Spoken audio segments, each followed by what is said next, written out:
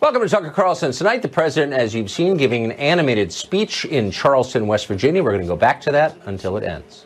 Great respect, tremendous respect for China. But they have taken advantage of our country for decades. We have rebuilt China. We have rebuilt China.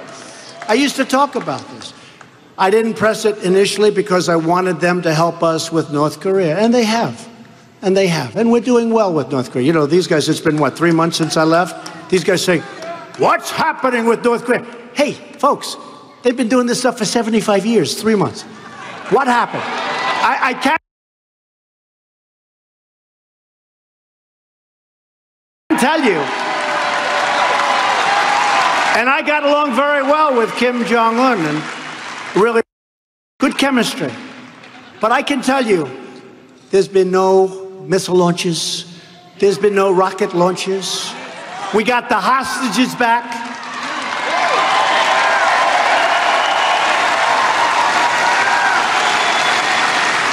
And we didn't pay $1.8 billion in cash for the hostages.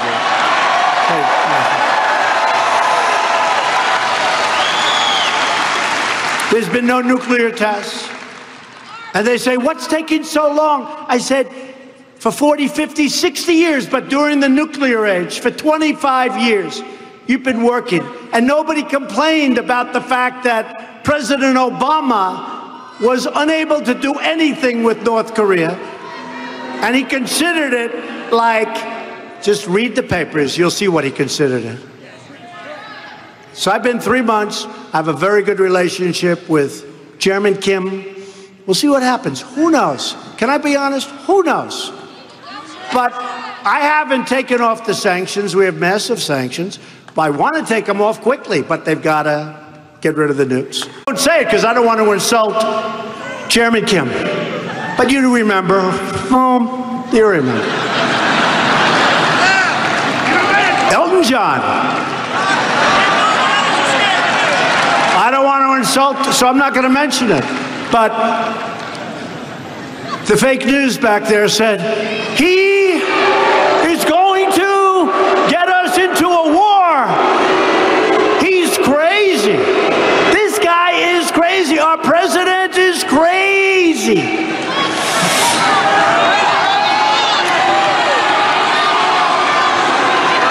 And then I went to meet the leaders and the folks that run NATO, all the leaders of NATO. And they weren't paying their bills. They were delinquent, you know, in real estate. I love real estate. When somebody doesn't pay their rent, you say, Shelley, you say, they're delinquent, you got to pay your rent. And I met him last year. And Stoltenberg, Secretary General, great guy of NATO, is my single biggest fan, bigger than any fan I have in the room. You know why? Because nobody was paying their bills. He was in charge of NATO. He couldn't get any money. But last year, I went, a year ago, I said, you're not paying your bills. You got to pay your bills.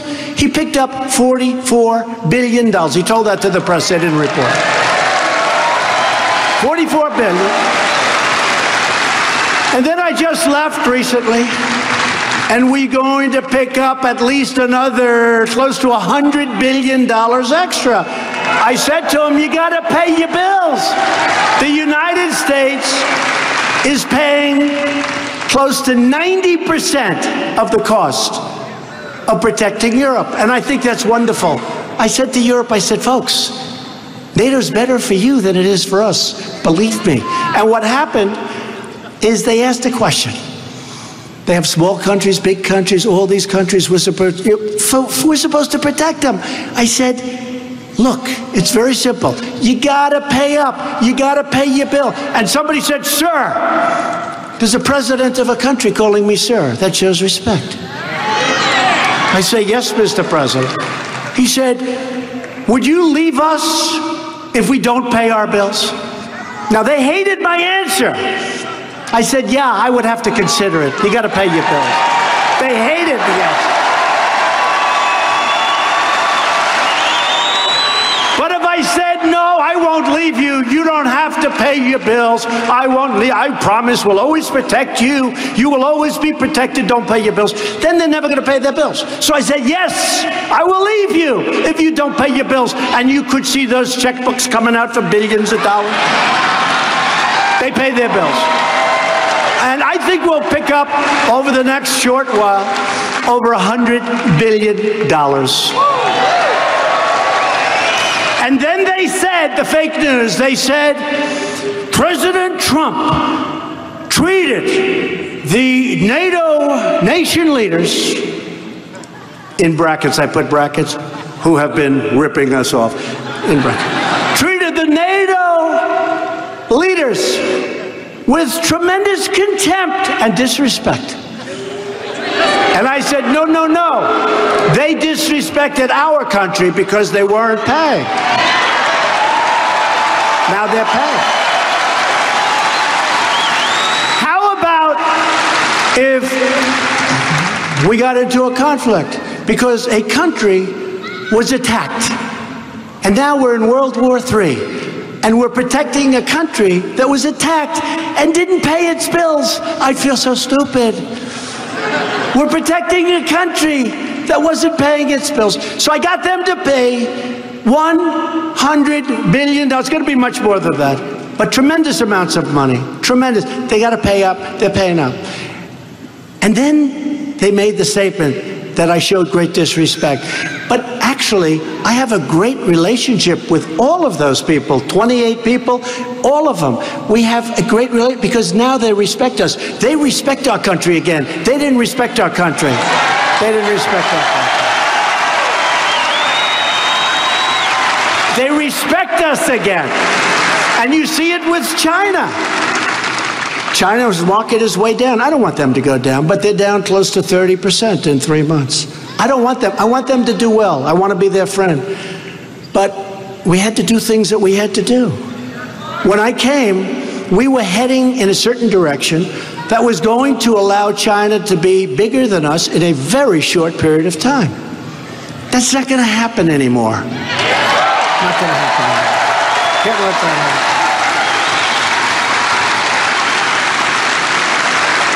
The long winding road, you know, the long winding road. And I have tremendous respect for China. I mean, the energy, the genius, it's incredible what they've done. And hopefully we're going to have a great relationship. But we can't do it. It's got to be a two-way street. We have only one-way streets. Not only China, with everybody. It's a one-way street. Our enemies, our friends, our allies. I mean, our allies treat us worse than our enemies. Believe it. So it's all changing. And when we get those trade deals done properly, and you know what bothers me?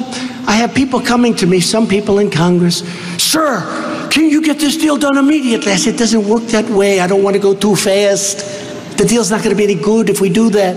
We got to take time. It's got to gestate, right? The word gestate. It's like when you're cooking a chicken. Time. Turkey for Thanksgiving. My mother would say, oh, 8 hours. I said, 8 hours? She made the greatest turkey I've ever had.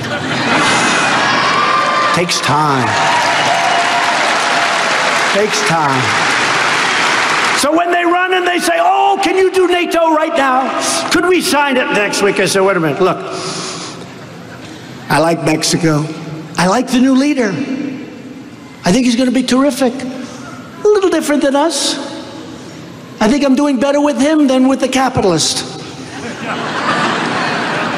But he knows that Mexico needs the United States. They need the United States. Canada charges us close to 300% tariffs for dairy products going into Canada, which is essentially saying, we don't want your dairy products. This is a wall. They have a wall in a different way. It's called an economic wall. I don't want that. I said, Justin, I mean, I don't want to have too much fun with you, Justin. You can't do that. Justin Trudeau, nice guy. But they've taken advantage of us for so many years that we have to take our time. But with that being said, we're doing very well. We're on our way with a good deal, a fair deal. I don't want a good deal. I want a fair deal for both of us. Fair with Mexico.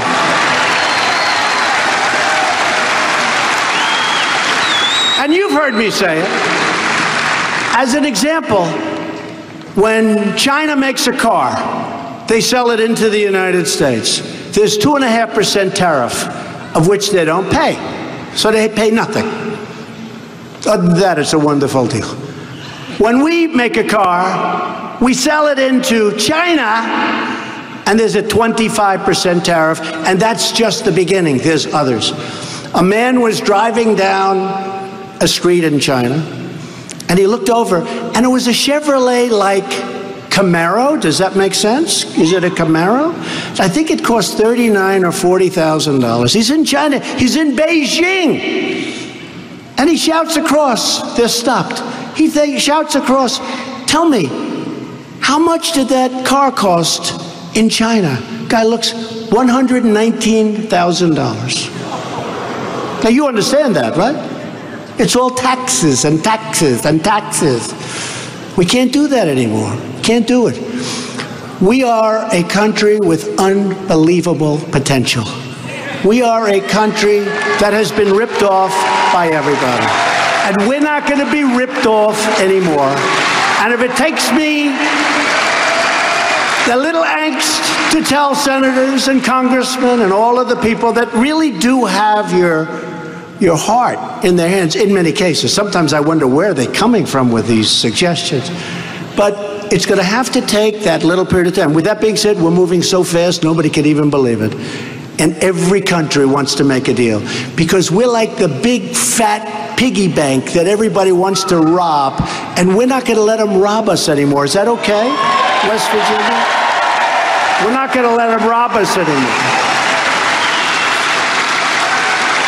Every day we're keeping our promises. We're canceling Obama's illegal anti-coal destroying regulations. The so-called Clean Power Plan. Doesn't that sound nice? Clean power. You know, when I ended the Paris Accord, what's a more beautiful name than the Paris Accord? Let's call it the West Virginia Accord. Maybe I would have said. But when I entered it, that was going to cost us hundreds of billions of dollars. Hundreds of billions. And other countries, as an example, China, didn't kick in until many years in the future. We kicked in immediately. Russia went back many years, which was not a clean time in terms of the environment. Because you know what? We all agree. We want a clean environment. We want a strong, beautiful, clean environment. I want clean air. I want crystal clean water. And we've got it. We've got the cleanest country in the planet right now. There's nobody cleaner than us, and it's getting better and better. But I'm getting rid of some of these ridiculous rules and regulations which are killing our companies, our states, and our jobs.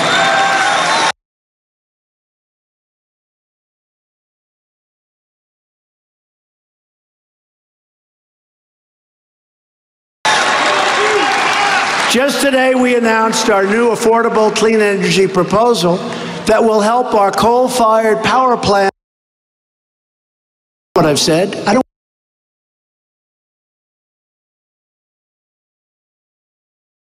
want to talk about reform because nobody knows what it means. That could be a tax increase. I said, how come it's been Ronald Reagan since you got the last big tax cut? And they looked at me and said, we don't know. And a lot of the great senators and the congressmen came up to see me, and they had the 2018 tax reform. I said, what the hell does that mean?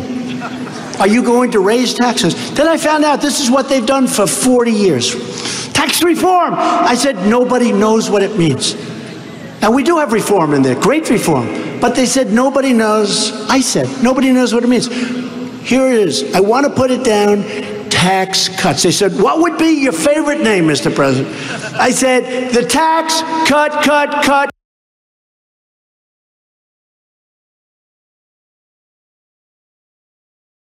But you know what? We have done great reform. But it's the biggest tax cut in the history of our country. And you people are benefiting by it. You're benefiting by it. And companies are benefiting, and those companies are the ones that are providing all of the jobs. We're setting records on jobs. We're protecting, also, so important for West Virginia and a lot of states, we are protecting, again, religious liberty. And we're also standing up to social media censorship. That's the new thing. That's the new thing. You know, I'd rather have fake news like CNN. I would rather have fake news, it's true, than have anybody, including liberals, socialists, anything, than have anybody stopped and censored. We gotta live with it. We gotta get used to it. We're gonna live with fake news. There's too many sources. Every one of us is sort of like a newspaper. You have Twitter, you have whatever you have, Facebook. But everyone, you can't have censorship. You can't pick one person and say, well, we don't like what he's been saying, he's out. So we'll live with fake news. I mean, I hate to say it, but we have no choice because that's by far the better alternative. You can't have people saying censorship because you know what? It can turn around. It can be them next. It can be them next. We believe in the right of Americans to speak their minds. We repealed the core of Obamacare, I told you, individual mandate, because we want to give critically ill patients, we have to give them access. We have to give health care to people. We want the right to try. Do you know what the right to try is? They've been trying to get this for 40 years. They couldn't get it. A person is terminally ill. They're terminally ill. They're really sick. And I know people, if they have money, they travel all over the world to try and find a cure. If they don't have money, they die. They die. We have the greatest scientists in the world. That's why China and so many other people, they're trying to steal our technology. We can't let them happen. But we have so many people that want to be able to give, it's like hope. Right to try. I love the name. It's a right to try. They never had it before. So a person's terminally ill, and we have a great new drug, but it's going to take another 2-3 years to have it approved. Okay? Maybe longer. But the tests are really looking good. And this person is very sick. And this person is going to be dead in 90 days. And we couldn't get that drug for that person, no matter who you were. And I said, wait a minute, what's the story with this? Now, there were a lot of complications because the insurance companies had problems, the medical companies had, everybody. A lot of people didn't want them in the stats, horrible things. But I said, well, what's going on? We're going to take the right to try, and we went through, with the help of Corey, with the help of your great, wonderful, you are a co-lover, aren't you, huh, Shelley? But with the help of Shelley, soon to be with the help of Patrick. Patrick's, oh, he's going to get a lot of things. He's going to get it. We got it approved. So now, if we have a great drug that hasn't been approved and somebody has a certain illness, they're going to be able to try. And you know what? Some of the drugs we have in the pipeline are amazing. It's going to work for a lot of people, and it's going to give them hope. It's going to give them hope. Big thing. We've just secured $6 billion to fight the opioid epidemic, and I know in West Virginia that's a big deal, right? That's a big deal. We confirmed a record number of circuit court judges. It's a record, and it's going bigger and bigger. We have a lot of them in the line if Schumer would ever get them approved. He's not exactly thrilled about approving them, that I can tell you. We confirmed the great Neil Gorsuch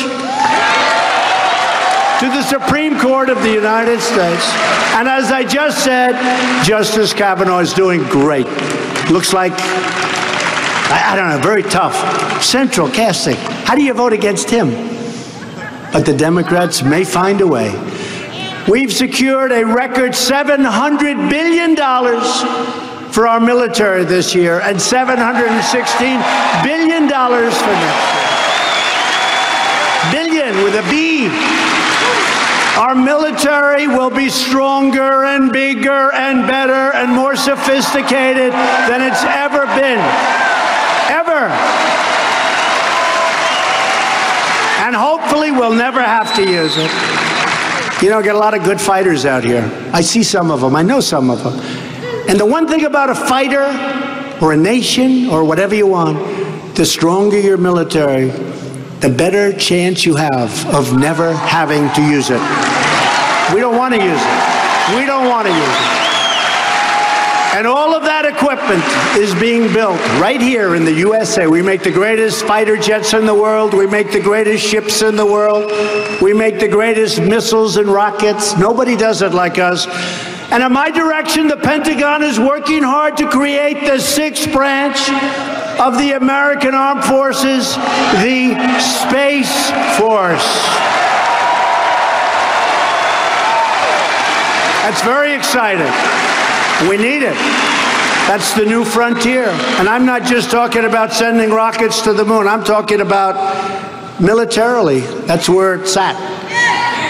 Thanks to the leadership of UN Ambassador Nikki Haley,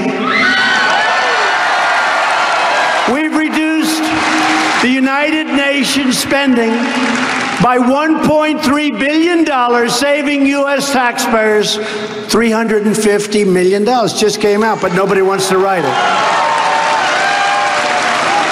We just passed a landmark VA accountability law. That's where people that don't treat our vets properly, we look at them and we say, you're fired, get the hell out. 45 years they've been trying to pass it. 45 years they've tried to pass it. We also passed Veterans' Choice so that if our veterans can't get the care they need, they have the right to see a private doctor. They don't have to wait in line for 3 weeks, 4 weeks, 8 weeks, 2 months. I withdrew the United States from the horrible Iran nuclear deal.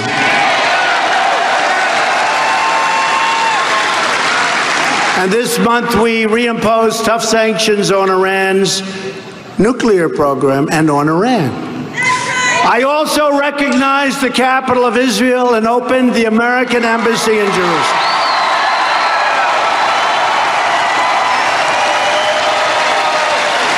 And I understand now what happened. Because every president, many presidents, they said, we're going to do it. We're going to move our embassy to Jerusalem. It's going to be the capital of Israel. And we're going to do it, we're going to do it. And then they don't do it. Politicians, they don't do it. So I said, I'm going to do it during the campaign. I said it right here in West Virginia. And I now understand why many presidents before me said they were going to do it and didn't do it, because I was inundated with calls from foreign leaders. Every country, don't do it, don't do it, don't do it, please don't do it, don't do it. And so actually what I did, I was about 5 days off. I stopped taking calls. I said, I'll call you back next week. Because I knew what they were going to ask me. It's much easier to say, oh, gee, I didn't know you were calling for that reason. So I approved it. And it should have been done years ago.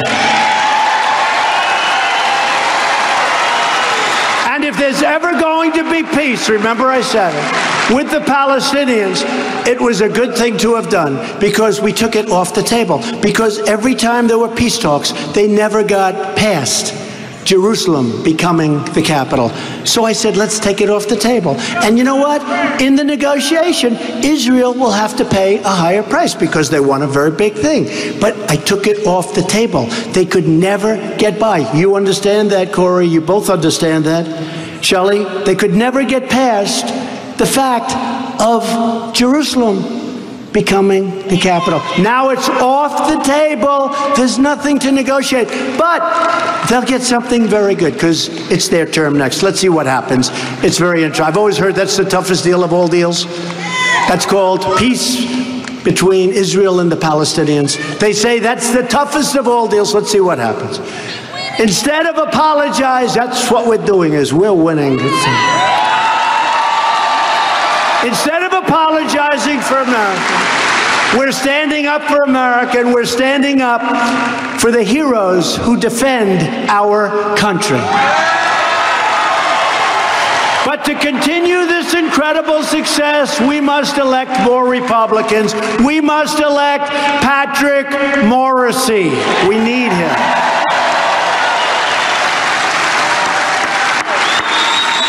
We need Patrick. So get your friends, your neighbors, your co-workers, your family members. Get the people that love our country and get out to vote. We need his vote so badly. We need his energy. You're going to see, this guy has energy. Loyal citizens like you helped to build this country. Together, we're taking back our country, returning power to where it belongs, to the American people. From Morgantown to Madison to Charleston, this great state was settled by tough pioneer men and strong pioneer women who tamed the wilderness to build a better life for themselves and for their incredible American families. They didn't have a lot of money. They didn't have a lot of luxury. But they had grit and they had faith and they loved each other. And I'll tell you what, they were smart. They are smart. We're the smart ones. Remember, I say it all the time. You hear the elite. They're not elite. We're elite. You're smarter than they are. You have more money than they are. You have better jobs than they do.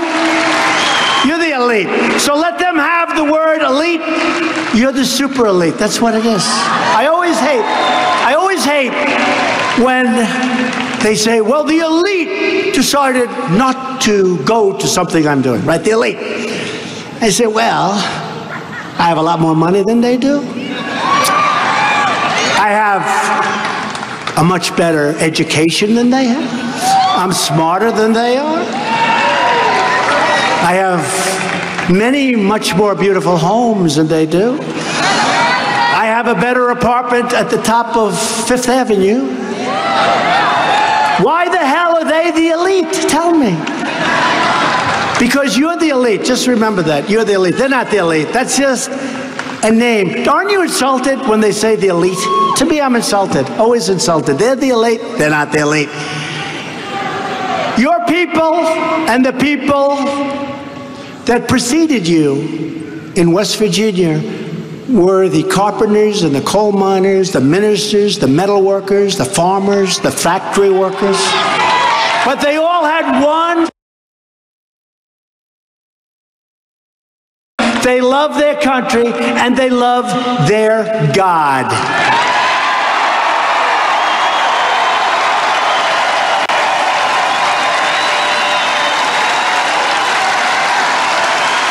We stand on the shoulders of generations of American patriots who knew how to fight and they knew how to win. We're winning again. We're winning again. Just like them, we're going to keep on fighting and we're going to keep on winning. And we're going to win for our nation, our children, our families, and we're going to win for our continued freedom.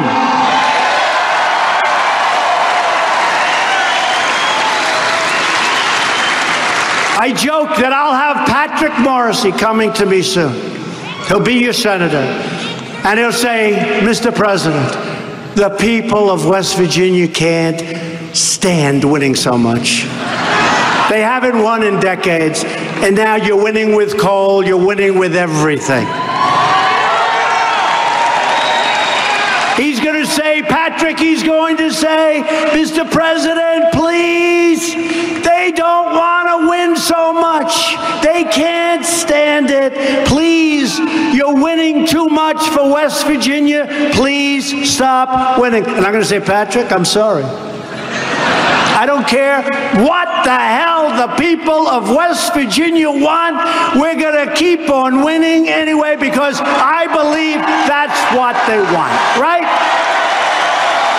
That's what they want. Because the people of West Virginia never give up, they never give in, and they never back down. Because we are Americans, and our hearts bleed red, white, and blue. We are one people, one family, and one glorious nation under God. And together, we will make America wealthy again. That's happening. That's happening a lot faster than the fake news ever said it could happen. We will make America strong again. We will make America safe again, and we will make... Very clear with what you're also going to hear leading up to the midterms is that a red wave means safety and strength, and that a blue wave would mean open borders and crime. So that is the method. That's the message you're going to be hearing from the president leading into the midterms, and it's going to be one that I think resonates. I think he wins on those themes, and I don't think the underlying dynamics have changed. I was, however, a little bit surprised to learn that Michael Cohen was taking a commission for selling a Birkin bag, which I'd never heard of until today. Apparently, it's an extremely expensive handbag. He made $30 grand, apparently brokering this deal, and he now admits didn't pay taxes on it. Well, you know, it's, so, I'll tell you. I found it kind of amusing. I don't know why. Those, even the elitist products, you've got a Birkin bag, it just might come back and bite you. You never know. So, you shouldn't pay that much for a handbag. Maybe there's a lesson in here. Maybe God himself is weighing it. It's a message from the Lord. Thank you for that. Thanks for having me, Tom. Yes, it is. Thank you. Well, this is a Fox News alert. As mentioned, Paul Manafort was found guilty on 8 counts of financial crimes today, mostly account, 2 charges of bank fraud. The jury could not reach a verdict on 10 other counts. Prosecutors have until the end of the month to decide on a possible retrial.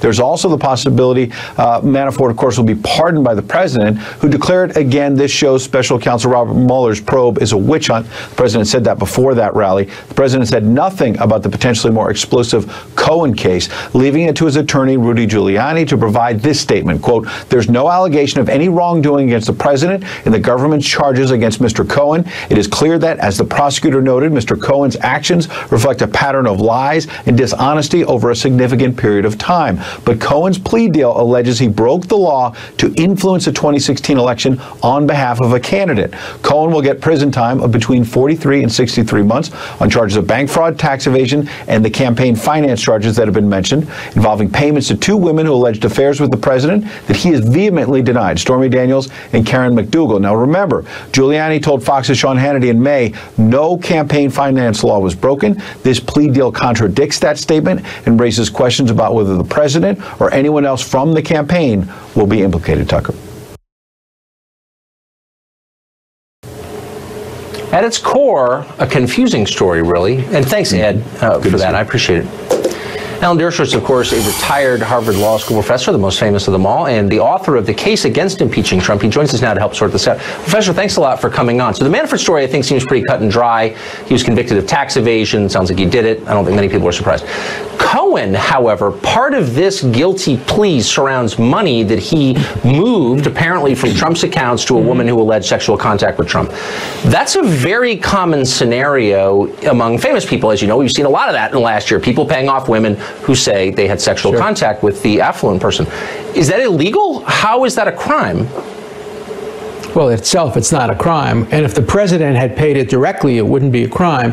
The allegation here is that it was Cohen who paid it and made a campaign contribution, which he didn't report, at the direction of the president. And of course, some stations are already playing the funeral music for President Trump. But this is much more complicated and much more nuanced. First of all, the crime itself is very, very vague. They tried to put Edwards, the former presidential candidate, on trial. And of course, they got an acquittal. But second, it really depends completely on the credibility of Cohen. And remember, as Judge Ellis said, when they squeeze people like Manafort or Cohen, they squeeze them not only to sing, but sometimes to compose. And it's very easy to embellish a story. Let's assume hypothetically it's true that he did pay the money and it was designed to help the impact of the election. That wouldn't involve the president. All he has to do then is say, and the president directly asking me to do it. That's the kind of embellishment that people put on a story when they want to avoid dying in prison.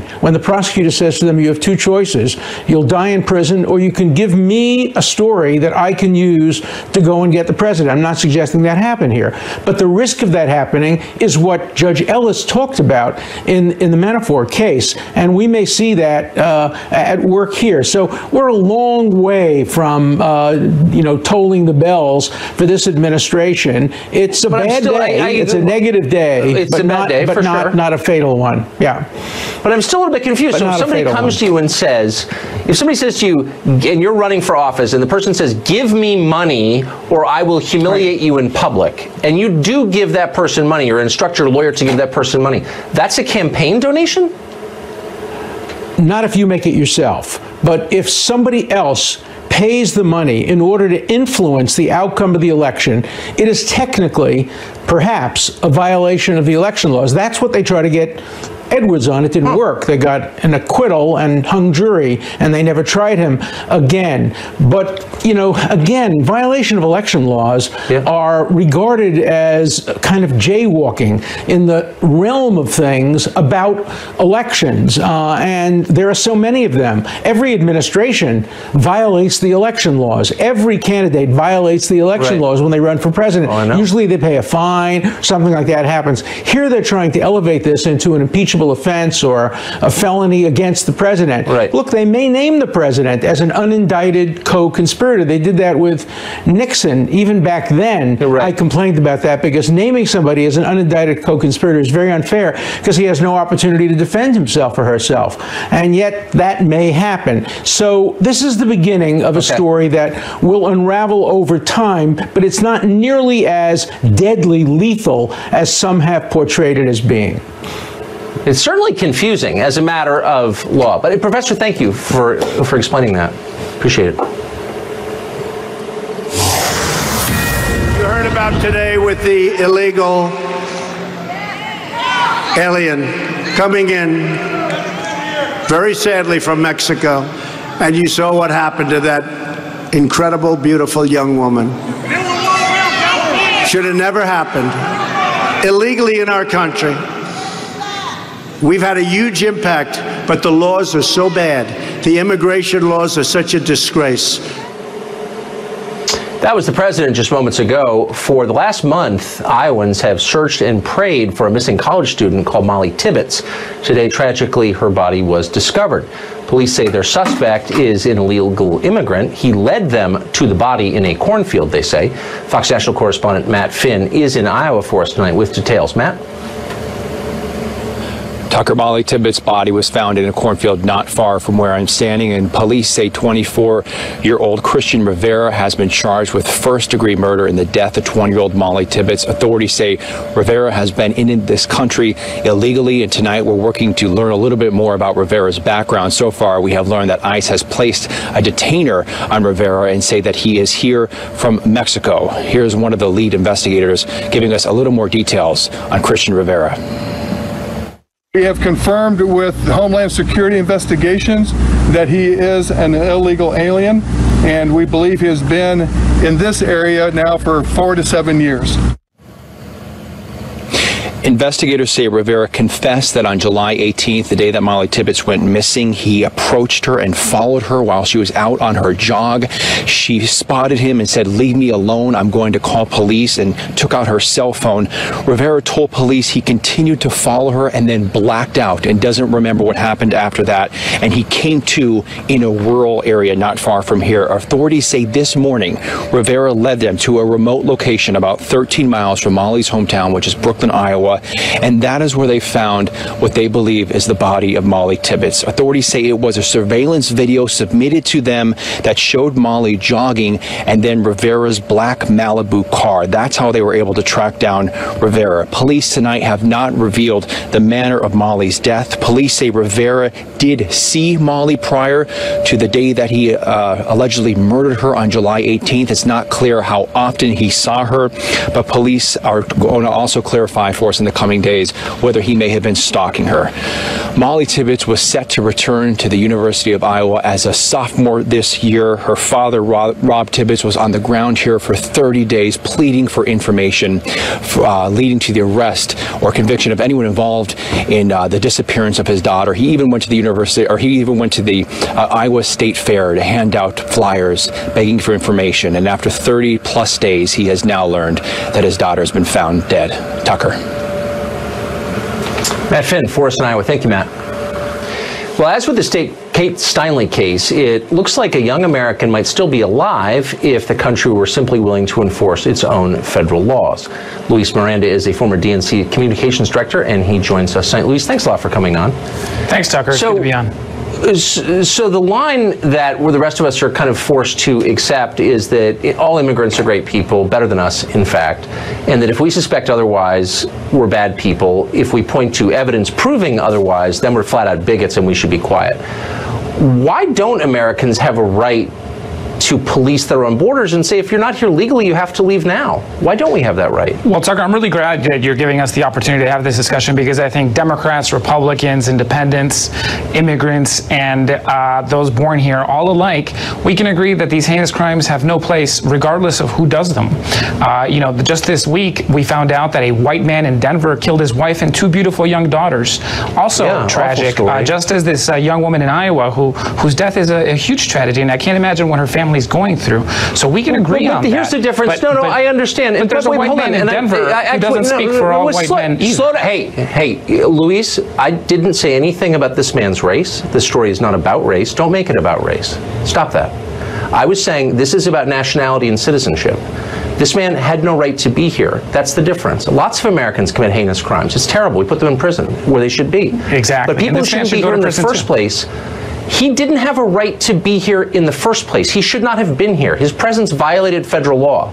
You and your party tell us that we're racists for wanting to enforce our own laws. It has nothing to do with race. It has everything to do with whether we think laws are real. And some of us do. We agree on. You don't. There's more we agree on. We both agree that the immigration system is badly broken. It is horribly broken. And the people who stood in the way of fixing that have been oftentimes Republicans. And I'll give you an example of what worries me about this case. No, you don't. This is just spin. It's really simple. I asked you a question. Please answer it. Why don't we as American citizens, you and I agree on that. So why don't we say to employers, you must verify the legal status of your employees, and if you can't employ them. And if someone's got a fake ID, that's a felony. One of the things we tried to do under the Obama administration was to expand E-Verify. No, actually, that was part of the immigration bill that we put forward in 2013. Yes, it was. It was. Absolutely. It was something that we always included. Because Democrats are totally against it now. Totally. Because they take money from these employers that rely on the cheap labor you just mentioned. Included it, and it included border security. It included verification. Absolutely, absolutely. That's always been part of what we tried to do. But it's not true. Democrats right now ask members of the Senate, the 40-odd Democrats in the Senate, are you for universal E-Verify? If you can't prove that your employees are legally in this country, you can't employ them. Are they for that? You can't get a majority to say that right now, and you know that. We set off drones. But I'm sorry, it's 2018 from Texas to California. We added border patrol agents. We agree that we need a safe and orderly border. It didn't work. What the disagreement here is how do you use your resources? And the problem that I have right now is that we have immigration agents chasing down moms taking their kids to school instead of looking for real criminals like the one that you targeted at the beginning of this. Here was a real criminal. And if we eliminate ICE, as Democrats are calling for, then how do we police our immigration laws? We can't. You really represent a party that would like to eliminate immigration enforcement. What I think is important is that as long as Trump and other Republicans keep politicizing immigration enforcement, it turns into this kind of debate that takes away from the reality that we need a safe and secure border. We need someone who is actually stopping the flow of illegal guns and drugs north and bulk cash south. We did that during the Obama administration. I'm sorry. This is disingenuous. We're both in agreement in that. The country's flooded with heroin from Mexico. In that. Yeah, okay. We are both in agreement on that. That's not true. But when you politicize it and you force law enforcement agents to go chase a mom going to school, taking her kids there, and raiding factories. I appreciate it. Right, okay. The left is already hyping up its base for the 2020 election, but could their priorities be hurting them in the upcoming midterms? The great Dana Perino joins us next. Of course, the Daily Briefing with Dana Perino, which you watch every day and should. And it's very nice to have someone as calm and considered after the heated conversation we just had. So I'm especially grateful that you're here, Dana.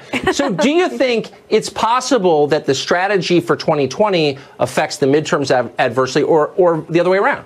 Certainly. The other day I was listening to a podcast where a woman from Third Way, that's pretty moderate Democrats, said that she could list 35 Democrats that come to mind that are going to want to run in 2020. And in their zeal to try to find a lane in 2020, they are stirring up the base in 2018, but the wrong base. Okay, because basically what they are talking about is Supreme Court obstruction, impeaching the president, Medicare for all, and this relates to the previous segment, abolishing ICE. And all of those things are what Democratic senators in tough re-election races right now, they don't want to talk about those things. They might be good bumper stickers for 2020. They're not helpful for 2018. I mean, do you think looking at the map,